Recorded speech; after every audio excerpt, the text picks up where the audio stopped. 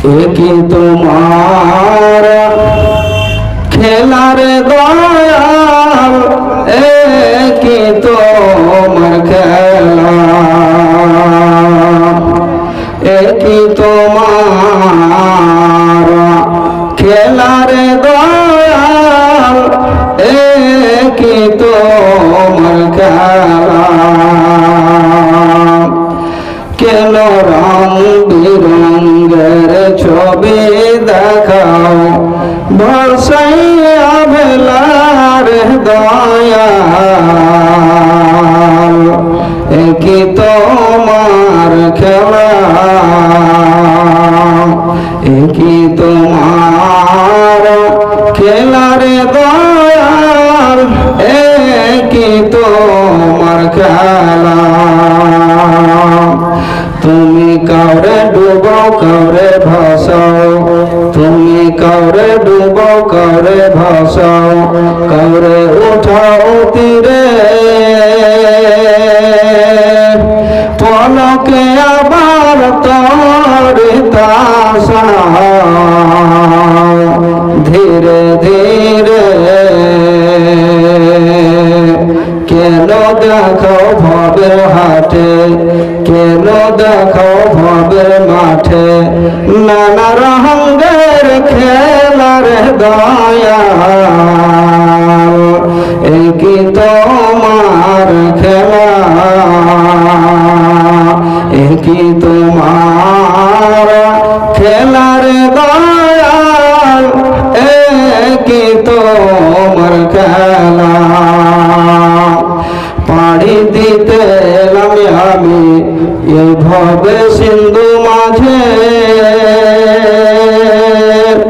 পাড়ি দিতে এলাম আমি এ দুনিয়ার মাঝে, একই তুমি করলে দয়াল, ডুবলো তোরে গঙ্গে, ভবের হাটে সে আমি হইলাম একলার দয়াল, একই তোমার খেলা, একই তোমার খেলার দয়াল, একই তোমার খেলা। শ্রদ্ধেয় আজকে দিনী মাহফিলের নির্বাচিত সভাপতি মহাশয় এবং ওলামায়ে কিরামগণ, সামনে বসে থাকা ইসলাম দরদি ভাই ও বাপজি, পর্দার আড়ালের মা বোনেরা, প্রশংসা মহান আল্লাহ রাব্বুল আলামিনের জন্য যে মহান আল্লাহ রাব্বুল আলামিন আমাদেরকে আজকে রাত্রির বেলায় বসে কিছু কোরআন ও হাদিস শ্রবণ করে আমাদের মরিচিকা লাগা ঈমানকে তাজা করে নেওয়ার তৌফিক দান করেছেন। তাই সকলে একবার দিল খুলে বলুন আলহামদুলিল্লাহ। তিনার পরে পরে আমাদের বিশ্ব নবী জনাব মুহাম্মদুর রাসূলুল্লাহ, সকলে বলুন সাল্লাল্লাহু আলাইহি ওয়াসাল্লামের প্রতি কোটি কোটি দুরূদ ও সালাম অবতীর্ণ হোক। আল্লাহুম্মা সাল্লি আলাইহি আল্লাহুম্মা বারিক আলাইহি ওয়াসাল্লাম। বন্ধুগণ, কোরআনুল কারীম থেকে দুটি আয়াত এবং বিশ্ব নবী সাল্লাল্লাহু আলাইহি ওয়াসাল্লামের সহিহ বুখারী শরীফ থেকে একখানা হাদিস পরিবেশন করেছি। এই আয়াত এবং হাদিসটিকে সামনে রেখে বক্তব্য ইতি করব ইনশাআল্লাহুল আজিজ। অল্প সময়ের মধ্যে আপনার নিকট থেকে আমি বিদায় নেব, তবে বলবো যে যতক্ষণ আপনি থাকবেন একটা কথা মনে রাখবেন যে এখানে একটা নেকি পাওয়ার উদ্দেশ্য নিয়ে, দ্বীনের কিছু কথা শিখব নিয়ে, এই উদ্দেশ্য নিয়ে কোনো ব্যক্তি যদি এসে থাকে আর বাড়ি পৌঁছানোর আগে যদি ওই লোকটার মৃত্যু হয়ে যায়, সরাসরি আল্লাহর জান্নাতে যাবে। তো দয়া করে বক্তব্য শুরুর আগে আমি একটি কথা আপনাদেরকে বলি যে এই সাইডটাতে আপনারা যেভাবে বসে আছেন এটা কিন্তু ভালো লাগছে না। দয়া করে যদি একটু সামনে চলে আসতেন তাহলে কি হতো, আমি যে বলবো তো কথাটা কাকে বলবো, লোকটা তো আগা দিকে থাকতে হবে। তো সাইডে না বসে যদি একটু আপনারা পারেন তো দয়া করে মেহরবানি করে আমি একটা নারা লাগাচ্ছি, আপনারা একটু মাহফিলে আসুন। নারায়ে তাকবীর। আসেন একটু বাবজি যারা আছেন রাগ করবেন না, আপনাদের ছেলে বয়সের আমি একটা ছেলে, আপনারা দয়া করে একটু আগাদিকে আসুন। বেশি সময় আপনার আমি নেব না, 1 ঘন্টার মধ্যে ইনশাল্লাহ চলে যাব। যারা ওইদিকে আছেন একটু আগে আসুন। এই যে ভাই পিছনে যারা আছেন একটু আগে আসুন, একটু আগে আসুন। দেখেন, আচ্ছা একটা কথা বলেন তো, মানুষের এই যে মুছ আছে, মুছ একদিকটাকে যদি কেটে দেন তো ভালো লাগবে?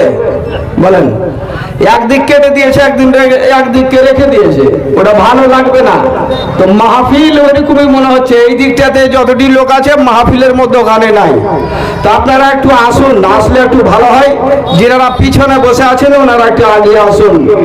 আমি সরাসরি আপনাদের নিকটে একটি আয়াত নিয়ে শুরু করছি, আয়াতটির তরজমা এবং তার সাথে সাথে কিছু কথা বলার আমি আপনাদের সামনে চেষ্টা করব। ভাই সকল, পৃথিবীতে আল্লাহর দুনিয়ায় আমরা মুসলমান হয়ে বসবাস করতেছি এবং এটা আমাদের সৌভাগ্য। আল্লাহ রাব্বুল আলামিনের করুণ দয়া যে আমার জন্ম একজন মুসলমানের বাড়িতে হয়েছে, তাই আবার বলছি আলহামদুলিল্লাহ। ভাই আমার, মুসলমান আমরা হয়ে আল্লাহর দুনিয়ায় বসবাস করি, তবে আল্লাহ রাব্বুল আলামিন বলেছেন যে তোমাদেরকে একটি কিতাব দেওয়া হয়েছে, যেই কিতাবটির নাম হলো কোরআনুল মাজিদ।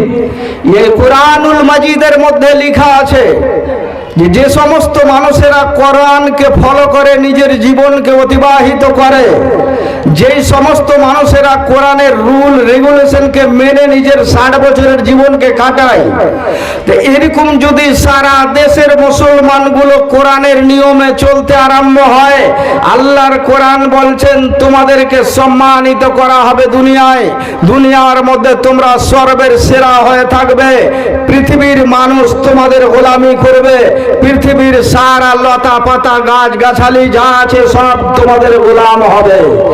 আর যদি এই কোরআনকে বুড়া আঙ্গুল দেখিয়ে তুমি নিজের জীবন কাটাও, এই কোরআনকে বাদ দিয়ে যদি তুমি আলাদাভাবে একটা জীবন শুরু করো, আল্লাহর রসুলের আইনকে যদি না মানতে পারো, তবে জেনে রাখো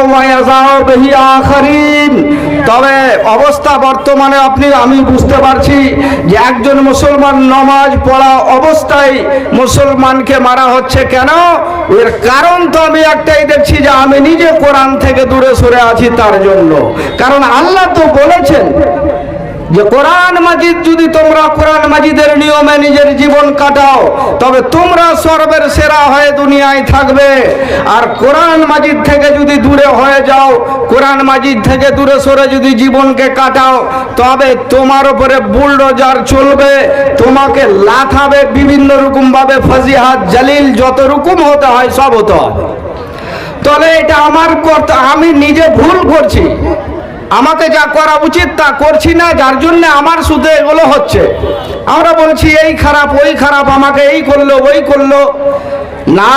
আল্লাহ রাব্বুল আলামিন একজন বসে আছেন, যতই বড় জালেম বাদশা হোক না কেন, আল্লাহ যদি চায় কালকে ফজরের টাইমে সেই ওই যত বড় জালেম বাদশা যার ব্যাপারে আপনি ভাবছেন, ওই লোকটা কালকে মসজিদে গিয়ে আজান দেবে, ফজরের নামাজ পড়াবে পুরো ভারতের লোককে। কিন্তু ভাই আমার, এটা হবে কবে? যখন আমি নিজে ঈমানের ওপরে থাকবো, আমার আমল যখন কোরআনের ওপর দিয়ে হবে, আমার জীবন যখন কোরআনের রুলের ওপর দিয়ে কাটবে। ভাই আসেন তো দেখেন, কোরআন মাজিদের মধ্যে আল্লাহ বলছেন, ওয়া লাকুম লা তুকাতিলুনা ফি সাবিলিল্লাহ ওয়াল মুস্তাযআফিনা মিনার রিজালি ওয়ান নিসাই ওয়াল বিলদান আল্লাযীনা ইয়াকুলুনা রাব্বানা আখরিজনা মিন হাযিহিল কারিয়াতিজ যালিমা আহলুহা। আল্লাহ রাব্বুল আলামিন বলছেন, ওয়া মা লাকুম লা তুকাতিলুনা ফি সাবিলিল্লাহ, ও দুনিয়ার মুমিন মুমিনা, ও দুনিয়ার মুসলমানেরা, তোমরা আল্লাহর দ্বীন কায়েমের জন্য দাঁড় কেন হচ্ছ না? আল্লাহর দ্বীনকে মিটাবার জন্য বিভিন্ন শক্তি তৈয়ার হয়ে আছে। আল্লাহর মসজিদ কি করে শেষ করে দেওয়া হয়, মাদ্রাসা কি করে নষ্ট করে দেওয়া হয়। তবে মুমিন মুসলমান, এটা আপনার জিম্মেদারি, আমার জিম্মেদারি। আল্লাহর মসজিদ কেমন করে আবাদ হবে, আল্লাহর মসজিদ কেমন করে নির্মাণ হবে, একটি মাদ্রাসা কেমন করে তৈরি হবে, ওই মাদ্রাসা কেমন করে চলবে এগুলো হলো আপনার আমার জিম্মেদারি। ভাইরা আমার, বন্ধুরা আমার, মুসলমান মসজিদ তো তৈরি করে দিল ইমানকে হারারাত মালুনে। ইমান ছিল যার জন্য মসজিদ তো তিনতলা হয়ে গেল, কিন্তু পুরো গ্রামে একটা নামাজি খুঁজে পাওয়া যাচ্ছে না। আর ওই মসজিদ যদি ভেঙে যায় তখন আমরা বাড়িতে বসে বসে কত পস্তায়। আমাদের সঙ্গে এমন করা হলো। কিন্তু মুসলমান, তোমার যেটা কর্তব্য ছিল তুমি যে করলে না, সেটা তুমি একবারও ভেবে দেখলে না। আল্লাহ বলছেন ওমা লাকুম লা তুকাতিলুনা ফি সাবিলিল্লাহ, তোমাদের কি হয়েছে? আল্লাহর দ্বীনকে বাঁচাবার জন্য লড়াইয়ের ময়দানে দাঁড় কেন হতে পারছো না? মোকাবিলার জন্য যারা আল্লাহ আল্লাহর রাসূলকে গালি দেয়, যারা আল্লাহ আল্লাহর রাসূলের মসজিদ মাদ্রাসাকে ধ্বংস করে দিতে চায়, মুসলমানকে দুনিয়া থেকে মিটিয়ে দিতে চায়, তাদের মোকাবিলার জন্য, তাদেরকে রক্ষা করার জন্য তোমরা দাঁড় কেন হচ্ছ না? ওয়াল মুস্তাযআফিনা মিনার রিজালি ওয়ান নিসাই ওয়াল বিলদান, আল্লাহ বলছেন শুনো, যা যখন কারোর উপরে জুলুম চলে, যখন কারোর উপরে অত্যাচার করা হয়, তখন ওই সমাজের মধ্যে যতগুলো বয়স্ক মানুষ আছে যারা লড়াই করতে পারবে না, যুদ্ধের ময়দানে যেতে পারবে না, এবং কচি কচি কোলে বাচ্চাগুলো আছে এবং মেয়ে ছেলে যারা যাদের ময়দানে যেতে পারবে না, ওই সমস্ত মেয়ে ছেলে, ওই সমস্ত বয়স্ক মানুষগুলো, ওই সমস্ত বাচ্চাগুলো আল্লাহর নিকটে দোয়া করেছে। আল্লাহ বলছেন আমার কাছে দোয়া করছে। তারা কি বলে শুনো, আল্লাযীনা ইয়াকুলুনা আখরিজনা মিন হাযিহিল কারিয়াতিজ জালিমি আহলুহা, ওগো আল্লাহ, আমি এমন একটা গ্রামে বাস করতেছি, আমি এমন একটা দেশে বাস করতেছি যেই দেশের শাসক হলো জালেম। আমার উপরে অত্যাচার এমন ভাবে হচ্ছে যে আমার অত্যাচার আর সহ্য করা যাচ্ছে না। তাই আল্লাহ তুমি এই জায়গা থেকে আমাকে বের করে দাও। ওয়াজআল লানা মিন লাদুনকা ওয়ালিয়া ওয়াজআল লানা মিন লাদুনকা নাসীরা, ওগো আল্লাহ, তুমি আমাদেরকে একটা অভিভাবক তৈরি করে দাও, আমাদের একটা নেতা তৈরি করে দাও, যে নেতার পিছনে আমরা দাঁড়িয়ে তোমার আমাদের জানটা আমরা রক্ষা করব। আর তাও যদি না হয় তাহলে আল্লাহ তুমি সরাসরি আমাদের জন্য মদদ করো। ও মুসলমান ভাইরা, আপনারা দেখতে পেলেন রমজানুল মুবারকের মাসে মুসলমানেরা কেমন করে খেলো। আমরা বাড়িতে যা খাই রমজান মাসে তার চেয়ে বেশি ভালো ভালো জিনিসের ইন্তজাম আমরা করি, কিন্তু ফিলিস্তিনের মুসলমানদেরকে দেখলেন ওরা ঘাসকে যেন পিষে পিষে পিষে পানির মতো করে আমাদের শরবতের মতো করে মিলিয়ে দিয়ে নেমুর সঙ্গে ঘাসগুলোকে কেটে কেটে খাবার জ্বালাতে খেলো। ওদের ওপরে যখন বম পড়ে গেল, ওদেরকে যখন দুনিয়া থেকে বিদায় করা হলো, ওরা যখন শহীদ হয়ে যাচ্ছিল, তাদের বাচ্চাগুলোকে আল্লাহর নিকটে দোয়া করছিল না। আপনারা জানেন, মোবাইলের মধ্যে দেখতে পাচ্ছেন, সোশ্যাল মিডিয়ায় দেখতে পাচ্ছেন, ওই মতো যদি আপনার সঙ্গে অত্যাচার করা হয়, আমার সঙ্গে যদি জুলুম করা হয়, আমিও বলবো আল্লাহ জালেমের হাত থেকে আমাদেরকে রক্ষা করো। ওয়াজআল লানা মিন লাদুনকা ওয়ালিয়া ওয়াজআল লানা মিন লাদুনকা নাসীরা, আর তার না হলে আল্লাহ তুমি একজন আমাদের অভিভাবক তৈরি করে দাও, যার পিছনে যার সাথে আমাদের জীবনটা বাঁচবে। আর না হলে তুমি আমাদেরকে মদদ করো। মুসলমান, একজন মুসলমানের ব্যাপারে কতটা নবীজি বলেছেন, আয় মুসলিম ও আখুল মুসলিমে, একজন মুসলমান হলো অন্য মুসলমানের ভাই। অতএব একজন মুসলমানের যদি পায়ে ব্যথা হয়ে গেছে, একজন মুসলমানের যদি শরীরে কোনো অসুবিধা হয়ে গেছে, তবে ওই মুসলমানটা যতটা দুঃখিত হয়ে আছে ততটা দুঃখিত আপনাকে হতে হবে। যদি আপনার ভাইকে মেরে ফেলে দেওয়া হলো, যে তাকে যতটা কষ্ট হলো, তার পরিবারকে যতটা কষ্ট হলো, ওই মতো কষ্ট যদি আপনাকে হয়, তবে বুঝবেন আমি একজন কমপ্লিট রূপে মুসলমান, আমি একজন পূর্ণ মুমিন। আর আবার মুসলমান ভাইরা তকলিফে নিজের জীবনকে কাটাচ্ছে, আমার মুসলমান ভাইরা কষ্টে নিজের জীবনকে কাটাচ্ছে। জাহাঙ্গীর শার্ট আর সাব্বির শার্ট 3000 1500 টাকা। জাহাঙ্গীর শার্ট এবং সাব্বির শার্ট এখানে আছে? জি আছে, ডাকেন। জাহাঙ্গীর শার্ট আর সাব্বির শার্ট কে আছেন ভাই? একটু আসেন তো, 8 ঘন্টা কিছু বলতাম তো একটু ভালো হতো। আসেন দেখি দুজন কে আছেন, জাহাঙ্গীর শার্ট এবং আর একটা সাব্বির। আসেন ভাই, একটু তাড়াতাড়ি আসেন, তার কারণ যে বক্তব্যের মধ্যে উনি ঢুকে পয়সা দিয়েছেন। একটু আসেন, তাড়াতাড়ি করে আসেন তো দুজন ভাই, একটু আসুন। দেখেন আপনারা মানুষ আর 1500 করে দিয়েছেন, 2000 দিয়েছেন, তো 2000 টাকা উনি দিয়েছেন। একটু হাত ঠান্ডা মিলান, বেশি আপনাকে 5000 টাকা জি। নারে তাকবীর, 5000 টাকা।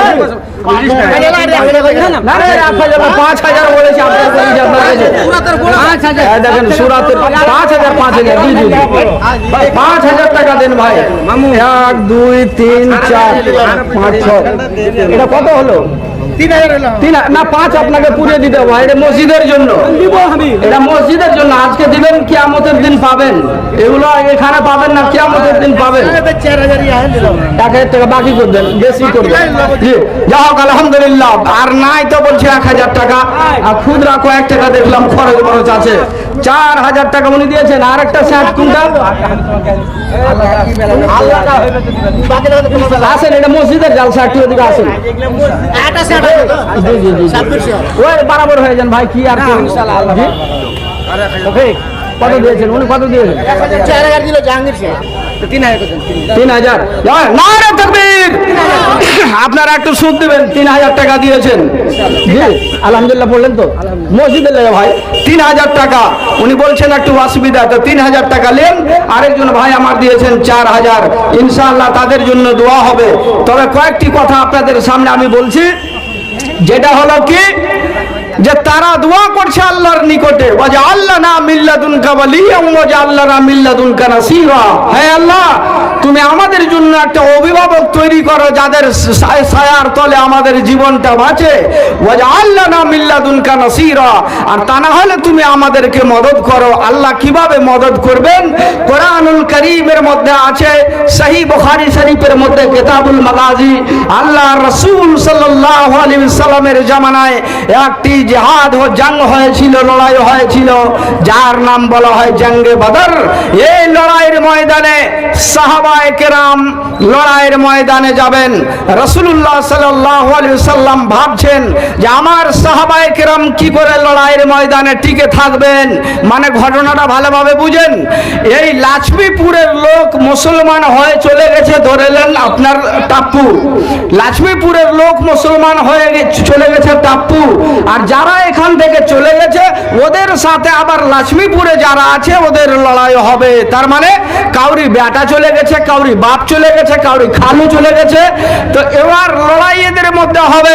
রাসূলুল্লাহ মনে মনে চিন্তা করছেন, নতুন নতুন মুসলমান, ঈমান এদের কতটা শক্ত আর কতটা শক্ত নয়। এখন বাপের উল্টা বেটাকে তলোয়ার ধারণ করতে হবে, ভাইয়ের উল্টা ভাইকে তলোয়ার ধারণ করতে হবে, মামুর উল্টা ভাগনাকে তলোয়ার ধারণ করতে হবে। আমার সাহাবায়ে কেরাম কতটা পরীক্ষায় পাস হতে পারবে? একজন সাহাবী বললেন, ইয়া রাসূলুল্লাহ, ইযহাব আনতা ওয়া রাব্বুকা ফাকাতিলা ইন্না মাকুমা মুকাতিলুন। ওগো নবী, মূসা আলাইহিস সালাতু ওয়াস সালামের কওম নবী মূসা আলাইহিস সালাতু ওয়াস সালামকে বলেছিলেন, ও নবী মূসা, ইযহাব আনতা ওয়া রাব্বুকা ফাকাতিলা ইন্না হাহুনা কায়দুন। লড়াই করা যদি প্রয়োজন হয় তবে নবী মূসা তুমি এবং তোমার রব গিয়ে লড়াইয়ের ময়দানে লড়াই করো। নবীর সাহাবীরা বললেন, ইয়া রাসূলুল্লাহ, ইন্না লা নাকুলু লাকা মা ক্বালা বানু ইসরাঈল আলা মূসা আলাইহিস সালাম। নবী মূসা আলাইহিস সালামকে বনি ইসরাইলের লোকেরা যেইভাবে বলেছিল সেইভাবে আমরা আপনাকে বলবো না। বাল নাকুলু লাক ইযহাব আনতা ওয়া রাব্বুকা ফাকাতিলা ইন্না হাহুনা কাইদুন। ওগো নবী, আপনি এবং আপনার রব জিহাদের ময়দানে চলুন, আমরা আপনার সাথে লড়াইয়ের ময়দানে থাকব। যতক্ষণ পর্যন্ত বাপের মোকাবিলা হবে, ভাইয়ের সাথে ভাইয়ের মোকাবিলা হবে, মামুর সাথে ভাগনার মোকাবিলা হবে, কতক্ষণ পর্যন্ত মোকাবিলা হবে? সাহাবায়ে কেরাম বললেন, মাদামাত আইনুম মিন্না তাবাররাত, ইয়া রাসূলুল্লাহ, আমাদের চোখের পাতা হিলাবার শক্তি যতক্ষণ পর্যন্ত থাকবে ততক্ষণ পর্যন্ত আল্লাহর দ্বীন কায়েমের জন্য, আল্লাহর দ্বীনের জন্য আমরা লড়াইয়ের ময়দানে উপস্থিত থাকব। আমরা পিছন ফিরিয়ে দিয়ে পালিয়ে আসব না। যদিচ বিপক্ষে ছিল 1000, সাহাবায়ে কেরাম ছিলেন 313 জন, সাহাবায়ে কেরাম ডেটে থেকে ছিলেন। আল্লাহ রাব্বুল আলামিন ফারিস্তাকে পাঠিয়ে লড়াইয়ের ময়দানে মদদ করেছিলেন। এই লড়াইয়ের ময়দানে শুধু একটা ছোট্ট করে আপনাকে কথা বলি, দেখেন যে সাহাবায়ে কেরাম নিজের জীবনকে কতটা আল্লাহর জন্য লাগিয়ে দিতেন, নিজের মালকে আল্লাহর জন্য লাগিয়ে দিতেন। একজন সাহাবী, একজন ইসলামের নায়ক, একজন ইসলামের হিরো, যার নাম ছিল হযরতে মুআয ইবনে আফারা, যার ব্যাপারে বলা হয়েছে যে তিনার একটা পা ছিল অক্ষম, তিনার একটা পা ছিল ভাঙা পা ছিল। রাসূলুল্লাহ বললেন জিহাদের ময়দানে যেতে হবে। তখন বাড়িতে সবাই নিজের বেটাকে, নিজের পুরুষকে গোসল হাত করিয়ে দিয়ে জিহাদের ময়দানে পাঠাচ্ছেন। একজন মহিলা ও মনে মনে বলছে, ওগো আল্লাহ, আমার স্বামী তো আছে, কিন্তু আমার স্বামীর হলো একটা পা অক্ষম, আমার স্বামী তো লড়াই ময়দানে যেতে পারবে না। ওরে সুবহানাল্লাহ, সবাই নিজের ছেলেকে, নিজের স্বামীকে সবাই যেন গোসল হাত করে খাওয়া দাওয়া করে ওদেরকে বিদায় করছে আল্লাহর দ্বীনের জন্য। কিন্তু আমি একজন দুর্ভাগ্য মহিলা, আমার স্বামীটার একটা পা হলো ন্যাংরা মানুষ, ইয়ে তো লড়াইয়ের ময়দানে যেতে পারবে না। এ কেমন করে যাবে? শুধু ছেলেগুলোকে বলছে, ওরে বাবা, তোরা যা লড়াইয়ের ময়দানে, তোর বাপ তো যেতে পারবে না, অক্ষম মানুষ। বাড়িতে সবাই এগুলো কথা আলোচনা করেছে। রাসূলুল্লাহর সাহাবী বসে বসে শুনছেন, মনে যেন দুঃখ হলো। ওগো আল্লাহ, সবাই যাবে তোমার দ্বীন কায়েমের জন্য, সবার রক্ত দেওয়া হবে তোমার দ্বীনের জন্য, সবাই শহীদের মত পাবে তোমার দ্বীনে গিয়ে, কিন্তু আমি একজন, আমাকে তৈরি করেছো, আমার একটা পা হলো অক্ষম, আমি ন্যাংরা মানুষ, তার জন্য কি আমার রক্তটা তোমার দ্বীনের জন্য কবুল হবে না? ওগো আল্লাহ, আমার রক্তটা তোমার দ্বীনের জন্য কবুল হবে না, হবে কি না? ওই সাহাবীটা বাড়ি থেকে এসে বলছে যে, ও আমার স্ত্রী, ও আমার ছেলে, তোমরা জিহাদের ময়দানে যাবে, তোমাদের সঙ্গে সঙ্গে আমিও যেন যাব। স্ত্রী ছেলে মেয়েরা বলছে, তুমি এক পায়ের অক্ষম মানুষ, কেমন করে জিহাদের ময়দানে যাবে? তোমাকে জিহাদের ময়দানে যাওয়ার পারমিশনই হবে না। সাহাবী চলে গেলেন বিশ্ব নবীর দরবারে, আর নবীকে গিয়ে বললেন, ইয়া রাসূলুল্লাহ, ইয়া হাবিবাল্লাহ, নবী গো, আপনি আমাকে জিহাদের ময়দানে যাওয়ার পারমিশন দেন, আমি যেন আল্লাহর দ্বীনের জন্য জিহাদের ময়দানে গিয়ে লড়াই করতে চাই, আর তার সঙ্গে সঙ্গে আমার জীবনটা আল্লাহর দ্বীনের জন্য দিয়ে দিতে চাই। ভাইরা আমার, বন্ধুরা আমার, শাহাদাতের মত এতটা প্রিয় মত। হযরতে উমর রাদিয়াল্লাহু তাআলা আনহু দ্বিতীয় নম্বর